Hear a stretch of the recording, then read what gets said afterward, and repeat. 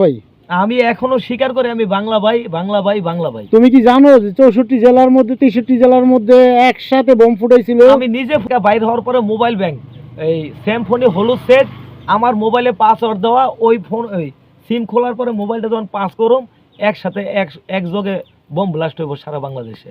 সারা বাংলাদেশে একযোগে bomb blast হয়েছে 64 জেলার মধ্যে। শোনো, 64 জেলার মধ্যে 63 জেলার মধ্যে। তো ওই মুন্সিগঞ্জে তুমি যদি দাবি করে থাকো তুমি বাংলা ভাই, তো মুন্সিগঞ্জের মধ্যে বোমটা কেন ফুটলো না? মুন্সিগঞ্জে সবার আগে বোম ফুটছে, ফোটে নাই। মুন্সিগঞ্জের প্রত্যেকটা মার্কেট বোমা দেওয়া উড়াই দেওয়া হয়েছে। আমার লোকজন মুন্সিগঞ্জের প্রত্যেকটা মার্কেট প্রত্যেকটা অফিস উড়াই দিচ্ছে। একযোগে যে বোম ফুটছে মুন্সিগঞ্জে বাদে 63 জেলায় ফুটছে। মুন্সিগঞ্জে বোমটা কেন ফুটলো না? এই জেলায় যখন বোমাটা ফুটে তখন আমি ওই জায়গায় খাড়ানো। হ্যাঁ, ওই জায়গায় খাড়ানো। কত সালের ঘটনা এটা? 2012 সাল একটা হলুদ সেট নিয়ে ওই জায়গায় খাড়া রয়েছে স্যামফোনি। আর ওই ফোনটার ভিতরেই সব কন্ট্রোল ছিল। 64 জেলার কন্ট্রোল, 63 জেলা, ওইটা একটা জেলা 64। এখানে ব্লাস্ট করলে এই জায়গায় সুইদা ব্লাস্ট হইতো। মানে তুমি একসাথে বোম ব্লাস্ট করছো? তুমি বলতে চাইতেছো তুমি বাংলা ভাই? বাংলা ভাই যেটা আমার সাথে যারা ফাঁসি দেওয়া হয়েছে সে বাংলা ভাই না, 70 মেম্বার। 70 মেম্বার। এই 70 মেম্বার কি? আচ্ছা, তোমার জেএমবি সংগঠন? হ্যাঁ, সংগঠনের বাংলা ভাই সংগঠন তো জেএমবি সংগঠন।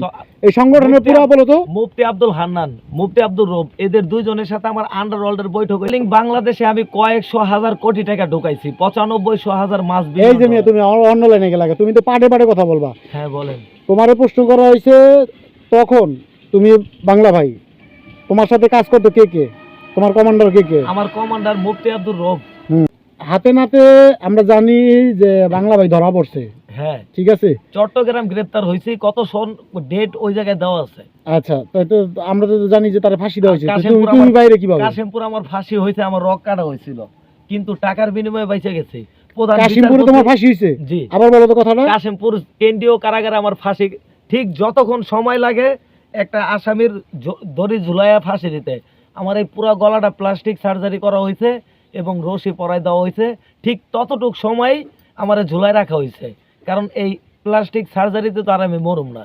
মানে প্লাস্টিক দেওয়া ছিল, ওইটার মধ্যে গলায় দড়ি দেওয়ার পর দড়ি দেওয়ার পরে ঠিক ওই টাইমটা মেইনটেইন কইরা আমারে ওইখান থেকে নামানো হয়েছিল।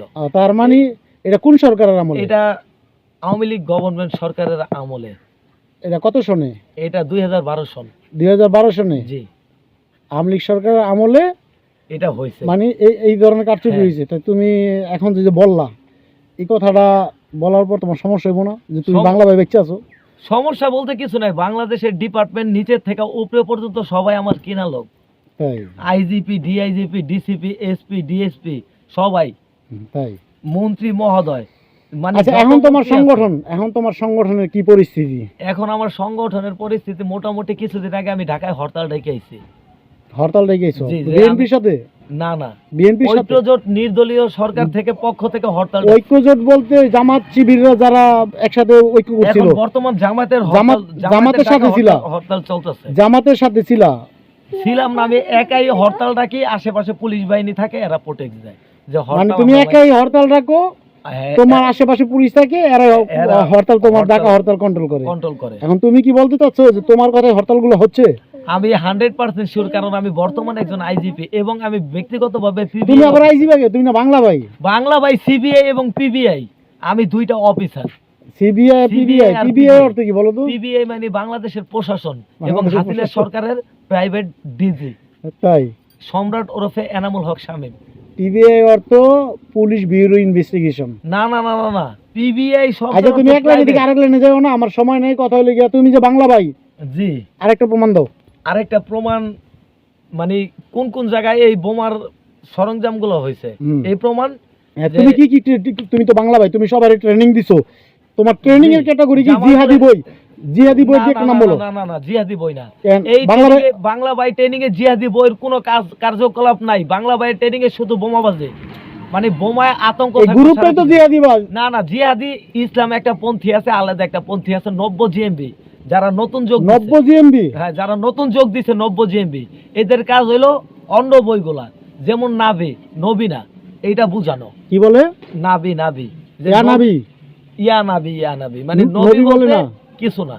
নাবি নবী মানে ভিন, নাবি মুসান্নার মানে আমরা আবু সালে জঙ্গি মুসার যুদ্ধ ঘোষণা করছি এবং যুদ্ধ করছি।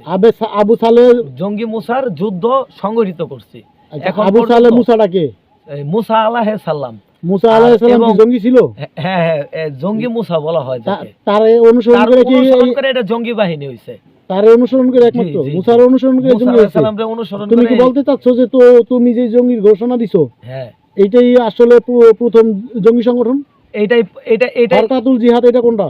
এই হরকাতুল জিহাদটাই এটিভি বাংলা এটিভি সদস্য এবং আনসারুল্লাহ টিম এবং এটিভি 90 জিএমবির সদস্য একটাই, কিন্তু এরা পার্ট টু পার্ট করছে। কেউ বই পড়ায়, কেউ গান বাজনা শেখায়, কেউ অস্ত্র চালান শেখায়, কেউ বোমাবাজি শেখায়, বিভিন্ন প্রজেক্ট আছে। আচ্ছা, তোমারটা বলো কি কি আছে? আমারটা শুধু বোমাবাজি আর অস্ত্রবাজি। বোমাবাজি আর অস্ত্রবাজি মানে ডাইনাতে বামাতে। আমি একটু এক্সাম্পল দেখাই দেখি। এক্সাম্পলটা হইল যেমন এই যে অস্ত্রটা, আমি এটা লোহার অস্ত্র হইলো বাম হাতে কাট করে বাম হাতে গুলি করতে পারো এবং ডাইনাতে কাট করে ডাইনাতে গুলি করতে পারো। এটা আমার 1 নাম্বার ট্রেনিং। আমার সোলজার যারা, মানে আমার বাহিনী যারা, এদেরকে আমি এই ট্রেনিং দিই। এবং মুখ দিয়া কাট করে হাত থাকবো না, হাত বাঁধা থাকবো, মুখ দিয়া কাট করা হইব এবং ডাইনাত বাঁধা থাকবো, মুখ দিয়া কাট করা হইব, তারপরে গুলি করা হইব। মানে যারা বোমে হাত উড়ে গেছে ওরাও গুলি করতে পারবো, যারা পা উড়ে গেছে ওরাও গুলি করতে পারবো। এই যে তুমি যে অস্ত্র নিয়ে ঘুরতেছো, তোমার অ্যারেস্ট করলে? মানে এটা তো অরিজিনাল অস্ত্র না, এটা তো খেলনার অস্ত্র। এটা রাখার মানে কি? তোমার এটা রাখার মানুষকে ভয় দাও? এটা রাখার মানে আমার সব সময় অস্ত্র চালাইতে অভ্যাস ছিল। অনেক বছর অস্ত্র চালাই আমি, প্রায় 26 বছর। এর আগে 152টা মার্ডারের 57টা মার্ডারের আসামি ছিলাম আমি। আচ্ছা, এইখানে পলায় আসছি। মামলা হয়েছে কয়টা? মামলায় 157টা ছিল। 157টা খুন, 157টা মার্ডার। 157টা কিসের মার্ডার?